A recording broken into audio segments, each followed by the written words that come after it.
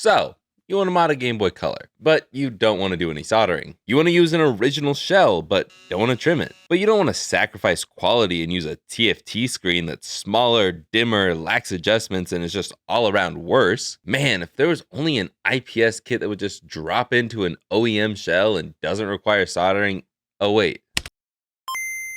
I mean, my intro says it all. It's an IPS display that doesn't require soldering, and there's no trimming anything. It is by far the easiest kit I've used. I think the worst part is having to jankily wrap the power wire around the positive battery terminal, but I just ended up soldering it anyway. There's not much else to say about it other than comparing it to the current top dog. It doesn't get as bright as Funny Playing's IPS kits, but it's about the same as if you didn't solder the power line on the Funny Playing kit. Except this screen needs power to that wire no matter what. And this screen is on the cooler side while Funny Playing's is a little warmer. In reality, the color temperature should be in the middle of these two, but that's really all I have for the review part of this kit. It's a solid mod and you should grab it if it fits your needs. I'll have links to it down below and you can use code JAKE to save some money. And I know that this is a special edition console, but it's really beat up and it's just not fixable. I tried really hard to figure out how to replicate the shell, and the replacement shells that are supposed to emulate this color are really bad. I wanted to, man.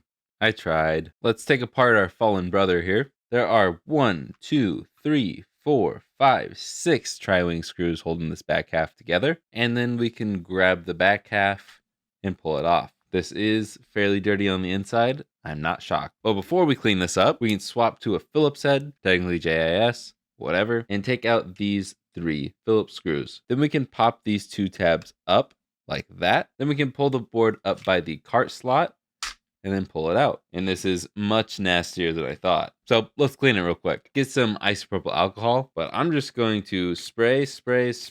Take my dad's toothbrush and go to town. Just make sure it's dry before you put it all back together. With 99%, it's going to be almost instantly, and 70%, it will still probably be dry by the time we're done with this modding. I prefer 99%, but you can go as low as 70. Now that that's all cleaned up, we can put it together. I'm going to be using a different shell because this one is much nicer. It is still an original shell. I am going to give it a quick little spit shine though. And if you're reusing stuff too, then I recommend cleaning up the pads. I like to do that by spraying a paper towel, then wiping the graphite pads just a little bit, just to freshen them up. And now these should be like brand new. My sticker is a little messed up, so I'm going to peel this off. Then of course spray it down. All right, now this is good enough, so in case Austin comes around smelling it, it'll be fine. I did get a new glass screen protector for this, but this one's still in such good condition, I almost want to keep it. But for now, let's get back to modding. Let's take out our old screen here if you haven't already. I like to twist back and forth very lightly. Don't do it too much, but obviously you gotta do it enough to get the screen out. So once you got one of the corners lifted up, I like to get my fingernail under there and just lift it out. And here you can stick it down with some new double-sided tape, but since I'm reusing the shell, I think I can just drop it in there and it's no problem. But we should probably test this first, huh? Notice the 3 squares on this corner. We're going to have it down like this, and we're going to plug the screen in like so. Make sure this black tab is up when you're sliding it in, and then you can pull it back to lock it down. Flipping it around, you can take your ribbon cable like this and do the same thing.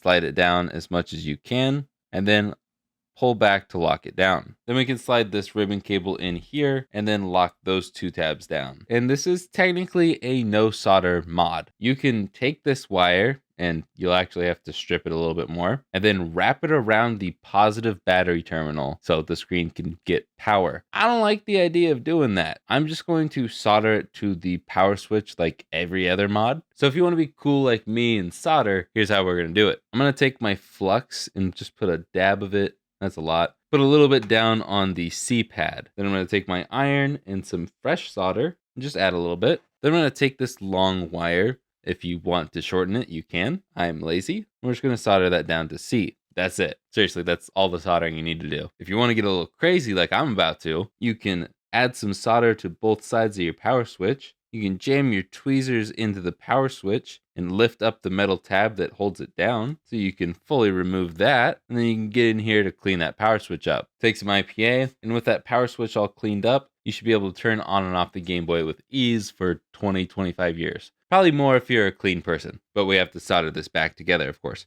And now my soldering iron is away for the rest of the video. All right, let's finally test this. I like to put my back half on. That way you don't have to fully put everything together. You can just slide your batteries in. And apparently I left it in on position. It works. Cool. Now we just have to put it back together. Take those batteries out, and this should just come right off. And so I can have a little bit more room to work with. I'm going to remove this ribbon cable from this little board. So now these are two separate pieces. You can peel the double-sided tape off of this little acrylic stopper, and we're going to place it right along the right side, somewhere in the middle. And that's going to help us guide the screen into its spot. Realistically, we can just plop that down in there. Hey, future me here. That spacer wasn't super accurate for me. It's a little to the right and a little too far down. So I wouldn't use that spacer, and I would place the screen a little bit more this way and a little bit more this way. And then hopefully it should be even, but it's only cut off a tiny bit on the right and the bottom. It's close enough for me. And I'm just going to peel the screen protector off and drop this in here. Cool. The original tape is still strong enough to hold that. Strong enough to hold it, but not too strong that we won't break the screen if we need to remove it. And from here, we're just going to plug the ribbon cable back in. Make sure that the black part, not the gold part, is sticking up and that the tab is open when you're sticking it in. And then we can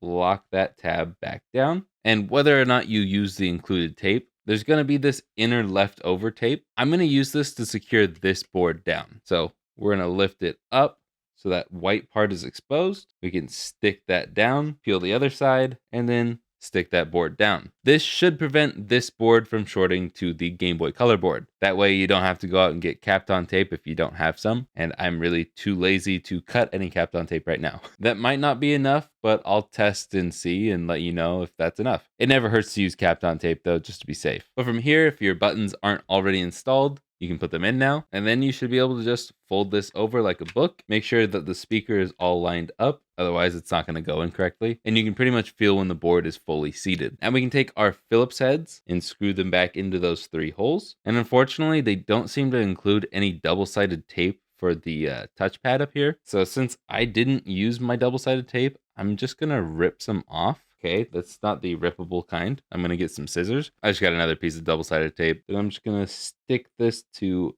the touchpad. Then I'm going to stick this touchpad right up against the top of the shell. Hopefully that's good enough. Touchpads are pretty hit and miss. Make sure the plastic power switch is in the right spot and both the power switch and the plastic cover are in the down position. Then we can put our back half back on top. Then we can put those 6 tri-wing screws back in. And I'm starting with the top left position and then going down to the bottom right one. And then from there, you can do whatever you want. And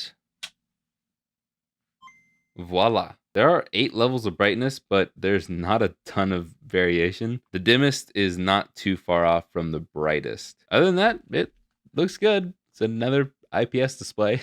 Seriously, I have nothing else to say about this kit.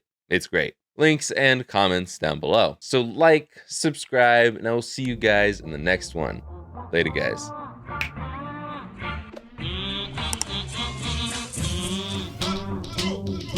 Touchpads are pretty hit and miss, literally.